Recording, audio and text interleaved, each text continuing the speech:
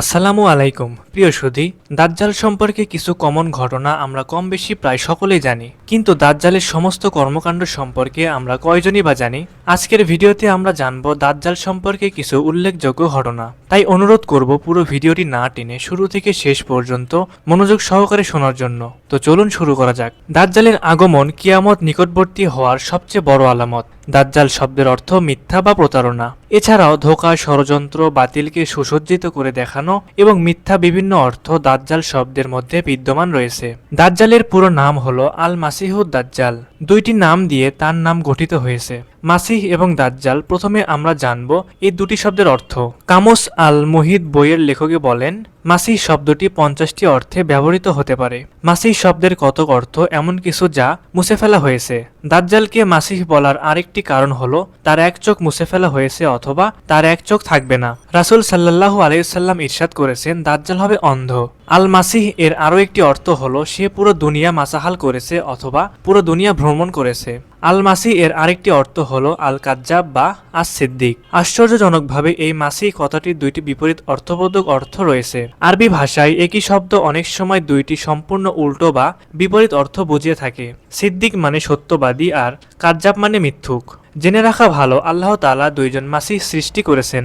একজন আল মাসিহুদ দাজ্জাল, আরেকজন হলেন আল মাসিহ ঈসা ইবনে মারিয়াম আলাইহিস সালাম। ঈসা ইবনে মারিয়াম আলাইহিস সালাম বলেন, সত্যবাদী মাসিহ যিনি আল্লাহর ইচ্ছায় অন্ধদেরকে ভালো করতেন, কুষ্ঠ রোগীদেরকে সুস্থ করতেন এবং মৃতদেরকে জীবিত করতেন। আর দাজ্জাল হচ্ছে মিথ্যাবাদী মাসিহ, তার উপর আল্লাহর লানত বর্ষিত হোক, যে বিভিন্ন ভেলকি, প্রতারণা, ধোঁকার মাধ্যমে মানব জাতিকে বড় বড় ফিতনায় ফেলবে। সে আকাশ থেকে বৃষ্টি নামাবে, মৃত জমিনে ফসল ফলাবে, মৃতকে জীবিত করবে, এছাড়াও বিভিন্ন ধোঁকার মাধ্যমে নিজেকে সত্য হিসেবে প্রতিষ্ঠা করবে। সমস্ত মানুষ যখন দাজ্জাল সম্পর্কে ভুলে যাবে, ঠিক তখনই দাজ্জালের আগমন ঘটবে। দাজ্জাল ততক্ষণ পর্যন্ত আত্মপ্রকাশ করবে না যতক্ষণ না মানুষ তার আলোচনা বন্ধ করে দিবে। মসজিদের ইমামগণ মসজিদে দাজ্জাল সম্পর্কে নসিহত দেওয়া বন্ধ করে দিলে তখনই দাজ্জালের আগমন ঘটবে। মানুষ যখন গুনাহের সাগরে হাবুডুবু খাবে, অবিচার, অনাচার, জুলুম, অত্যাচার, জিনা, ব্যভিচার বেড়ে যাবে, ঠিক তখনই দাজ্জালের আগমন ঘটবে। সেদিন অধিকাংশ মানুষের ঈমান হবে কচু পাতার উপরে পড়া পানির মতো, যা একটু টোকা লাগলেই পড়ে যাবে। মানুষ দুইটি দলে বিভক্ত হয়ে যাবে। একটি দল হবে ঈমানের, যেখানে কোনো কপটতা বা দ্বিমুখিতা থাকবে না। অপর দল হবে নিফাকের, যেখানে কোনো ঈমান থাকবে না। যখন এমন পরিস্থিতি তৈরি হয়ে যাবে, সেই দিন থেকে বা তার পরের দিন থেকে অপেক্ষা করতে হবে দাজ্জালের আগমনের। দাজ্জাল আসার আগে কয়েকটি চেনা জানা আলামত প্রকাশ পাবে। কূপের পানি নিচে চলে যাবে, নদ নদীর পানি শুকিয়ে যাবে, তৃণলতা ফিকে হয়ে যাবে। এরপর দাজ্জাল কোনো এক সকালে বা সন্ধ্যায় আত্মপ্রকাশ করবে। এছাড়া দাজ্জাল আসার আগে পূর্ব দিক থেকে বাতাস প্রবাহিত হবে, যা না গরম না ঠান্ডা। এই বাতাস ইস্কান্দারিয়ার মূর্তিগুলোকে ভেঙে গুড়িয়ে দিবে, পশ্চিমা রাজ্যসমূহ ও শামের জয়তুন গাছগুলোকে উপড়ে ফেলে দিবে, ফোরাত নদী ও কূপ, খাল, বিল শুকিয়ে ফেলবে। মানুষ দিন, মাস ও চাঁদের হিসেব ভুলে যাবে। হাদিসে বলা হয়েছে, ফোরাত নদীর পানি শুকিয়ে স্বর্ণের পাহাড় বের হবে। বর্তমান সময়ের সাথে মিলিয়ে দেখলে বোঝা যায় সেই সময়টি খুব বেশি দূরে নয়। দাজ্জাল আসার পূর্বে কিয়ামতের আগে ছোট ছোট বেশ কিছু আলামত প্রকাশ পাবে। সেই আলামতগুলো হলো নবীজি সাল্লাল্লাহু আলাইহি সাল্লামের নবুয়ত লাভ, নবীজি সাল্লাল্লাহু আলাইহি সাল্লামের মৃত্যু, বাইতুল মুকাদ্দাস মুসলমানদের হাতে বিজয়, হযরত আউফ বিন মালিক রাদিয়াল্লাহু তাআলা আনহু এর অসুস্থ হয়ে শাহাদাত বরণ, ওমর রাদিয়াল্লাহু তাআলা আনহু এর শাহাদাত, উসমান রাদিয়াল্লাহু তাআলা আনহু এর শাহাদাত, জঙ্গে জামাল, জঙ্গে সিফফিন হাররা এর ঘটনা, হযরত হুসাইন রাদিয়াল্লাহু তাআলা আনহু এর শাহাদাত, তাতারি ফিতনা, হেজাজ থেকে আগুন বের হওয়া। হযরত আবু হুরায়রা রাদিয়াল্লাহু তাআলা আনহু থেকে বর্ণিত, রাসূলুল্লাহ সাল্লাল্লাহু আলাইহি ওয়াসাল্লাম বলেছেন, কিয়ামত সংঘটিত হবে না যতক্ষণ না হিজাজের জমিন থেকে এমন আগুন বের হবে। এই ঘটনা হয়েছে 654 হিজরিতে। মদিনার এক উপত্যকা থেকে তা ছলকে ওঠে। 1 মাস পর্যন্ত স্থির ছিল। আগুনটির দৈর্ঘ্য 12 মাইল ও প্রশস্ততা ছিল 4 মাইল। যে পাহাড় পর্যন্ত তা পৌঁছাতো তা মোমের মতো গলিয়ে দিত। স্ফুলিঙ্গ থেকে বিজলির মতো ও সমুদ্রের ঢেউয়ের মতো গর্জন শোনা যেত। মদিনার কাছে এসে তা থেমে যেত। আগুনের আলোয় রাত ও দিনের মতো আলোকিত হয়েছিল। খারেজিদের উদ্ভব, রাফেজিদের উদ্ভব। হযরত আব্দুল্লাহ ইবনে আব্বাস রাদিয়াল্লাহু তাআলা আনহা থেকে বর্ণিত হাদিসে আছে যে, নবীজি সাল্লাল্লাহু আলাইহি সাল্লাম বলেন, আমার পরে পৃথিবীতে সর্বপ্রথম ইরাকে ফিতনা সৃষ্টি হবে। নবীজির এ ভবিষ্যৎবাণী আজ সত্যে পরিণত হয়েছে। অতিবৃষ্টি, অনাবৃষ্টি, তীব্র ঠান্ডা ও দাবদাহ সহ বিভিন্ন প্রাকৃতিক দুর্যোগ ব্যাপক হারে দেখা দেবে। এতে করে মাঠ ঘাট ফসলহীন হয়ে পড়বে। আজ আমরা দেখতে পাচ্ছি প্রাকৃতিক দুর্যোগের কারণে ফসলের উৎপাদন কি পরিমাণ ক্ষতিগ্রস্ত হচ্ছে। হযরত আবু হুরায়রা রাদিয়াল্লাহু তাআলা আনহু থেকে বর্ণিত হাদিসে আছে, নবীজি সাল্লাল্লাহু আলাইহি ওয়াসাল্লামে বলেন, মানুষের মধ্য থেকে যখন ঈমানদারিতা উঠে যাবে তখন তোমরা কিয়ামতের অপেক্ষায় থাকো। বর্তমানে ধোঁকাবাজি, প্রতারণা ও চুরি ডাকাতি এত পরিমাণ বেড়ে গেছে যে পৃথিবীতে ঈমানদারিতা নেই বললেই চলে। সুদ, ঘুষ, জেনা, ব্যভিচার বেড়ে যাবে। কৃতদাস কর্তৃক স্ত্রী ও মণি প্রসব করা হবে, যার কিছু কিছু ছোট আলামত ইতিমধ্যে প্রকাশ পেয়েছে। এছাড়াও কিয়ামতের বড় বড় আলামত আছে যেগুলো যতদিন পর্যন্ত প্রকাশ না পাবে ততদিন কিয়ামত সংঘটিত হবে না। কিয়ামতের বড় আলামতগুলোর মধ্যে রয়েছে ইমাম মাহাদির আগমন। দুনিয়ার জুলুম নির্যাতন থেকে মানুষকে উদ্ধার করার জন্য একজন পথ প্রদর্শক নেতা আসবেন, যাকে আরবিতে বলা হয় ইমাম মাহাদি। এ ব্যাপারে রাসূলুল্লাহ সাল্লাল্লাহু আলাইহি সাল্লাম বলেছেন, মাহাদি আসবেন আমার বংশধর হতে। তার কপাল হবে উজ্জ্বল এবং নাক হবে উঁচু। পৃথিবী থেকে জুলুম নির্যাতন দূর করে দিয়ে ন্যায় ইনসাফ দ্বারা তা ভরে দেবেন। 7 বছর পর্যন্ত তিনি রাজত্ব করবেন। ঈসা ইবনে মারিয়াম আলাইহিস সাল্লামের আগমন। সূরা নিসায় আল্লাহ তাআলা বলেছেন, ঈসা আলাইহিস সাল্লামকে কেউ হত্যা করেনি, বরং তাকে আল্লাহ তাআলা তার কাছে উঠিয়ে নিয়েছেন। কিয়ামতের আগে তাকে আবার পাঠানো হবে। তখন পৃথিবীর সব ধর্মের মানুষ তাকে মেনে নেবে। ইয়াজুজ মাজুজের আগমন। ইয়াজুজ মাজুজ দল বের হওয়া কিয়ামতের একটি অন্যতম বড় আলামত। এরা বের হয়ে পৃথিবীতে বিপর্যয় ও মহাফিতনার সৃষ্টি করবে। দলে দলে মানব সমাজে চলে এসে ব্যাপক হত্যাযজ্ঞ চালাবে। তাদের মোকাবিলা করার মতো তখন আর কারো কোনো শক্তি থাকবে না। 3টি বড় ধরনের ভূমিধস।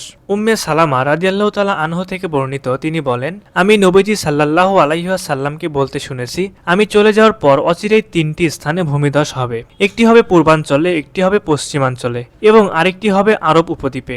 আমি বললাম, হে আল্লাহর রাসূল, সৎ লোক বর্তমানে থাকতেই কি তাতে ভূমিধস হবে? রাসূল সাল্লাল্লাহু আলাইহি সাল্লাম বললেন, না, যখন পাপ কাজ বেশি হবে তখন ভূমিধস হবে। বিশাল একটি ধোঁয়ার আগমন। কিয়ামতের নিকটবর্তী সময়ে বিশাল আকারের একটি ধোঁয়া বের হয়ে আকাশ এবং জমিনের মধ্যবর্তী খালি জায়গা পূরণ করে ফেলবে। এ ধোঁয়া মুমিন ব্যক্তিদেরকে সামান্য একটু সর্দি, কাশি ও জ্বরে আক্রান্ত করে ফেলবে।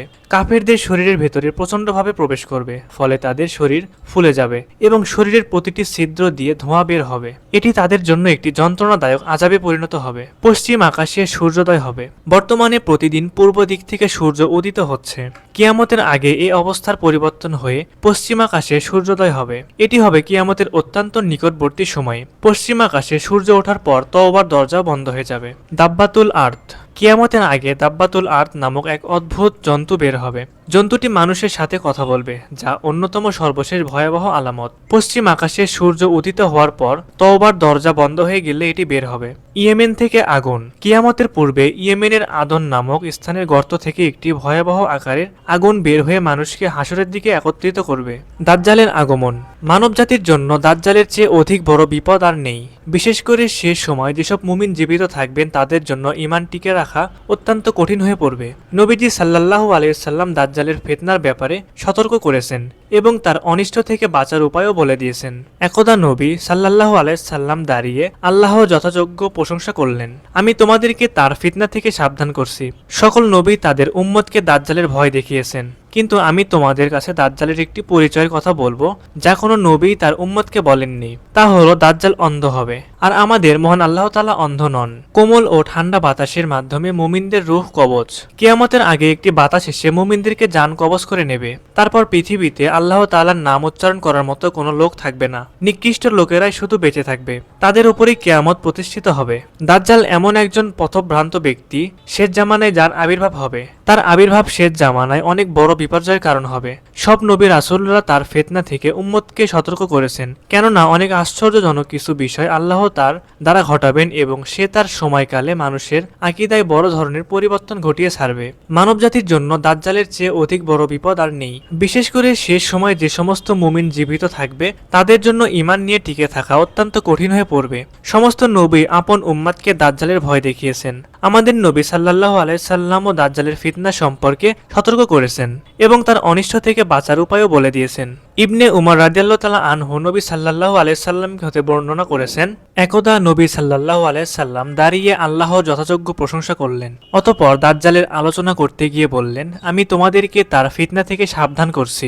সকল নবী তার উম্মতকে দাজ্জালের ভয় দেখিয়েছেন, কিন্তু আমি তোমাদের কাছে দাজ্জালের একটি পরিচয়ের কথা বলবো যা কোনো নবী তার উম্মতকে বলেন নাই। তা হলো দাজ্জাল অন্ধ হবে, আর আমাদের মন আল্লাহ অন্ধ নন। নাওয়াস বিন সামআন রাদিয়াল্লাহু তাআলা আনহু বলেন, একদা রাসূল সাল্লাল্লাহু আলাইহি সাল্লাম সকালবেলা আমাদের কাছে দাজ্জালের বর্ণনা করলেন। তিনি তার ফিতনাকে খুব বড় করে তুলে ধরলেন। বর্ণনা শুনে আমরা মনে করলাম নিকটস্থ খেজুরের বাগানের পাশেই সে হয়তো অবস্থান করছে। আমরা রাসূল সাল্লাল্লাহু আলাইহি সাল্লামের নিকট থেকে চলে গেলাম। কিছুক্ষণ পর আমরা আবার তার কাছে গেলাম। এবার তিনি আমাদের অবস্থা বুঝে জিজ্ঞেস করলেন, তোমাদের কি হলো? আমরা বললাম, হে আল্লাহর রাসূল, আপনি যেভাবে দাজ্জালের আলোচনা করেছেন তা শুনে আমরা ভাবলাম হতে পারে সে খেজুরের বাগানের ভিতরে রয়েছে। নবী সাল্লাল্লাহু আলাইহি সাল্লাম বললেন, দাজ্জাল ছাড়া তোমাদের উপর আমার আরো ভয় রয়েছে। আমি তোমাদের মাঝে জীবিত থাকতেই যদি দাজ্জাল আগমন করে, তাহলে তোমাদেরকে ছাড়া আমি একাই তার বিরুদ্ধে ঝগড়া করব। আর আমি চলে যাওয়ার পর যদি সে আগমন করে, তাহলে প্রত্যেক ব্যক্তি নিজেকে হেফাজত করবে। আর আমি চলে গেলে আল্লাহই প্রতিটি মুসলিমদের হেফাজতকারী হিসেবে যথেষ্ট। দাজ্জালের পরিচয়। দাজ্জাল মানব জাতিরই একজন হবে। মুসলমানদের কাছে তার পরিচয় তুলে ধরার জন্য এবং তার ফিতনা থেকে তাদেরকে সতর্ক করার জন্য নবী সাল্লাল্লাহু আলাইহি সাল্লাম তার পরিচয় বিস্তারিতভাবে বর্ণনা করেছেন। মুমিন বান্দাগণ তাকে দেখে সহজেই চিনতে পারবে এবং তার ফিতনা থেকে নিরাপদে থাকবে। নবী সাল্লাল্লাহু আলাইহি সাল্লাম যে সমস্ত পরিচয় উল্লেখ করেছেন, মুমিনগণ তা পূর্ণ অবগত থাকবে। দাজ্জাল অন্যান্য মানুষের তুলনায় স্বতন্ত্র বৈশিষ্ট্যের অধিকারী হবে। জাহিল, মূর্খ ও হতভাগ্য ব্যতীত কেউ দাজ্জালের ধোঁকায় পড়বে না। নবী সাল্লাল্লাহু আলাইহি সাল্লাম দাজ্জালকে স্বপ্নে দেখে তার শারীরিক গঠনের বর্ণনাও প্রদান করেছেন। তিনি বলেন, দাজ্জাল হবে বৃহৎ আকার একজন যুবক পুরুষ। শরীরের রং হবে লাল, বেটে মাথার চুল হবে কোকড়া, কপাল হবে উঁচু, বক্ষ হবে প্রশস্ত, চক্ষু হবে টেরা এবং আঙ্গুর ফলের মতো উঁচু। দাজ্জাল নির্বংশ হবে, তার কোনো সন্তান থাকবে না। বিভিন্ন হাদিসে দাজ্জালের চোখ অন্ধ হওয়ার কথা বর্ণিত হয়েছে। কোন কোন হাদিসে বলা হয়েছে দাজ্জাল অন্ধ হবে। কোন হাদিসে আছে তার ডান চোখ অন্ধ হবে, আবার কোনো হাদিসে আছে তার বাম চোখ অন্ধ হবে। মোট কথা, তার একটি চোখ দূষিত হবে। তবে ডান চোখ অন্ধ হওয়ারই হাদিসগুলো বুখারী ও মুসলিম শরীফে বর্ণিত হয়েছে। মোট কথা, দাজ্জালের অন্যান্য লক্ষণগুলো কারো কাছে অস্পষ্ট থেকে গেলেও অন্ধ হওয়ার বিষয়টি কারো কাছে অস্পষ্ট হবে না। তাছাড়া দাজ্জালকে চেনার সবচেয়ে বড় আলামত হলো তার কপালে কাফের লেখা থাকবে। অপর বর্ণনায় আছে তার কপালে কাফ, ফা, র এই তিনটি বর্ণ লেখা থাকবে। প্রতিটি মুসলিম ব্যক্তি তা পড়তে পারবে। অপর বর্ণনায় আছে শিক্ষিত অশিক্ষিত সকল মুসলিম ব্যক্তি তা পড়তে পারবে। মোট কথা, আল্লাহ মুমিনের জন্য অন্তর্দৃষ্টি খুলে দিবেন। ফলে সে দাজ্জালকে দেখে সহজেই চিনতে পারবে। যদিও ইতিপূর্বে সে ছিল অশিক্ষিত, কাফের ও মুনাফেক লোক তা দেখেও পড়তে পারবে না। কারণ কাফের ও মুনাফেক আল্লাহর অসংখ্য সুস্পষ্ট দলিল প্রমাণ দেখেও ঈমান আনয়ন করেনি। দাজ্জালের ফিতনা সমূহ ও তার অসারতা। আদম সৃষ্টি থেকে কিয়ামত পর্যন্ত মানব জাতির জন্য দাজ্জালের চেয়ে বড় ফিতনা আর নেই। সে এমন অলৌকিক বিষয় দেখাবে যা দেখে মানুষ দিশেহারা হয়ে পড়বে। দাজ্জাল নিজেকে প্রভু ও আল্লাহ হিসেবে দাবি করবে। তার দাবির পক্ষে এমন কিছু প্রমাণও উপস্থাপন করবে যে সম্পর্কে নবী সাল্লাল্লাহু আলাইহি ওয়াসাল্লাম আগেই সতর্ক করেছেন। মুমিন বান্দাগণ এগুলো দেখে মিথ্যুক দাজ্জালকে সহজেই চিনতে পারবে এবং আল্লাহর প্রতি তাদের ঈমান আরো বৃদ্ধি পাবে। কিন্তু দুর্বল ঈমানদার লোকেরা বিভ্রান্তিতে পড়ে ঈমান হারা হবে। দাজ্জাল নিজেকে রব বা প্রভু হিসেবেও দাবি করবে। ঈমানদারের কাছে এ দাবিটি সুস্পষ্ট দিবালোকের মতো মিথ্যা বলে প্রকাশিত হবে। দাজ্জাল তার দাবির পক্ষে যত বড় অলৌকিক ঘটনায় পেশ করুক না কেন, মুমিন ব্যক্তির কাছে এটি সুস্পষ্ট হবে যে সে একজন অক্ষম মানুষ, পানাহার করে, নিদ্রা খায় এবং প্রস্রাব পায়খানা করে। সর্বোপরি সে হবে অন্ধ। যার ভিতরে মানবীয় সব দোষ গুণ বিদ্যমান, সে কিভাবে রব ও আল্লাহ হতে পারে? একজন সত্যিকার মুমিনের বিশ্বাস হলো মহান আল্লাহ সর্বপ্রকার মানবীয় দোষ ত্রুটি হতে সম্পূর্ণ মুক্ত। কোনো সৃষ্টি জীবী তার মতো নয়। আল্লাহকে দুনিয়ার জগতের কোনো মানুষের পক্ষে দেখাও সম্ভব নয়। দাজ্জাল বর্তমানে কোথায় আছে? দর্শক, এই ছিল আমাদের প্রথম পর্ব। দাজ্জাল সম্পর্কে দ্বিতীয় পর্ব দেখতে অবশ্যই দা বগুড়া ইউটিউব চ্যানেলটি সাবস্ক্রাইব করবেন।